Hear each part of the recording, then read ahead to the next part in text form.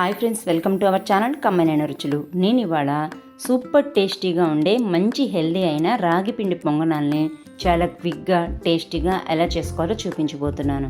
ఇవైతే చాలా సాఫ్ట్గా ఉంటాయండి. పెద్దవాళ్ళకే కాదు, పిల్లలకు కూడా చాలా బాగా నచ్చుతాయి.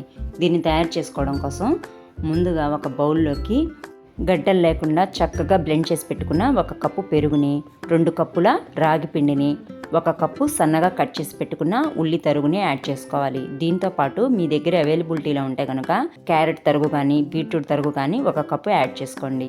కంపల్సరీ ఏం కాదు, మీ దగ్గర ఉంటేనే యాడ్ చేసుకోండి. మీ కారానికి సరిపడా పచ్చిమిర్చిని సన్నగా కట్ చేసి తీసుకోండి. దాంతోపాటు కాస్త కరివేపాకు తరుగు, దంచి పెట్టుకున్న అల్లం తరుగు, 1 టేబుల్ స్పూను, రుచికి సరిపడా ఉప్పు, చిటికెడు పసుపును కూడా యాడ్ చేసేసుకొని 1 కప్పు నీళ్లు పోసుకొని ముందు ఒకసారి బాగా మిక్స్ చేసేసుకోండి.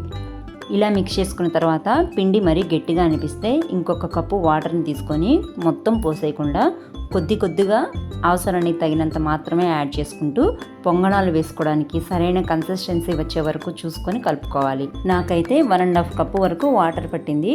మనం యాడ్ చేసుకున్న పెరుగు కన్సిస్టెన్సీని బట్టి కూడా వాటర్ పట్టే క్వాంటిటీ మారుతూ ఉంటుంది. కాబట్టి జాగ్రత్తగా చూసుకొని వాటర్ మిక్స్ చేసుకొని మూత పెట్టి పక్కన ఉంచుకోండి.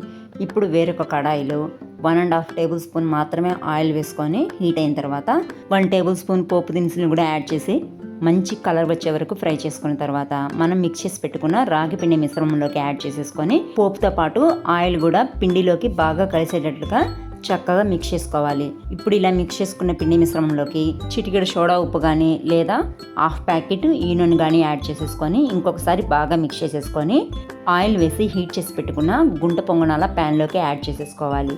ఈ గుంట పొంగనాల ప్యాన్ని కూడా పూర్తి హైలో కాకుండా అలానే మరీ సిమ్లో కాకుండా మీడియం ఫ్లేమ్ మీద ఉంచుకొని ఫ్రై చేసుకుంటే పొంగనాలు లోపల వరకు కుక్ అయ్యి బాగా ఫ్లఫీగా టేస్టీగా ఉంటాయి. ఇలా మూత పెట్టేసుకొని 2-3 నిమిషాల పాటు కుక్ చేసుకున్న తర్వాత వీటిని మరోవైపుకు కూడా టర్న్ చేసుకొని కొంచెం స్పూన్తో ప్రెస్ చేయండి. అప్పుడు ప్యాన్కి అంటుకొని బాగా ఫ్రై అవుతాయి. ఇలా అన్ని పొంగనాల్ని టర్న్ చేసుకున్న తర్వాత ఇంకొంచెం ఆయిల్ కూడా యాడ్ చేసుకోండి. ఇప్పుడు మంటని పూర్తిగా సిమ్లో పెట్టేసేసి మూత పెట్టేసి మరో 2 నిమిషాల పాటు చక్కగా ఫ్రై అవ్వనివ్వండి. వీటిని టర్న్ చేసుకున్నాక మనం కంపల్సరీగా మంటని సిమ్లోనే ఉంచాలి. అప్పుడే మనకి లోపల దాకా బాగా సాఫ్ట్గా ఫ్లఫీగా కుక్ అవుతాయి. రాగి పిండి 0 కొలెస్ట్రాల్తో ఐరన్ శాతంతో పాటు ఫైబర్ శాతాన్ని కూడా ఎక్కువగా కలిగి ఉండడం వల్ల హెల్త్ బెనిఫిట్స్ బోలెడని ఉంటాయి. అలా అని ఎప్పుడు ఒకేలాగా సంకటి కానీ జావ కానీ తాగాలంటే బోరింగ్గా ఉంటుంది కదా. అందుకే అప్పుడప్పుడు కాస్త చేంజ్ ఓవర్గా ఇలా టేస్టీగా ఉండే పొంగనాలు తయారు చేసుకున్నారనుకోండి, సూపర్ ఫ్లఫీగా సూపర్ టేస్టీగా ఉంటాయి. అంతేకాకుండా ఇవి బ్రేక్ఫాస్ట్గా అయినా ఈవినింగ్ స్నాక్స్గా అయినా పర్ఫెక్ట్గా ఉంటాయి. పెద్దవాళ్ళతో పాటు పిల్లలు కూడా కడుపు నిండా హాయిగా తినేస్తారు. వీడియో నచ్చితే లైక్ చేయండి, షేర్ చేయండి. మరిన్ని రెసిపీస్ కోసం ఛానల్ని సబ్స్క్రైబ్ చేసుకోండి. Thanks for watching.